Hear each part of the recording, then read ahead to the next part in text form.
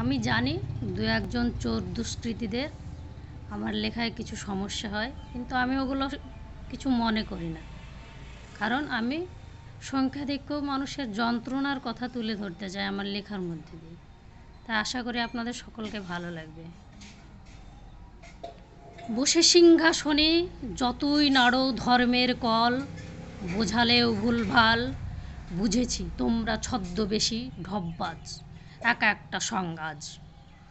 তোমাদের বঞ্চনার তীরে দিয়েছ মোদের মেরে, নিলে সব লুটে ভিটেমাটি শেষে, বাঁচার আশাটুকু রাখনি পরিশেষে।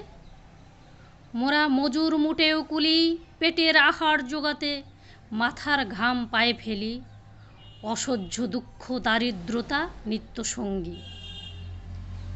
ইলেকটোরাল বন্ড তোমাদের ঘৃণ্য মানবিকতার করল প্রমাণ, জিনিসের দামে মাথায় আকাশ ভাঙে, পকেট আজ গড়ের মাঠ। ওষুধের দামে রোগীর অসুখ আরও দ্বিগুণ বাড়ে, জুটলেও ওষুধ জোটে না খাবার, পারবে কি বাঁচাতে লক্ষ্মীর ভাণ্ডার?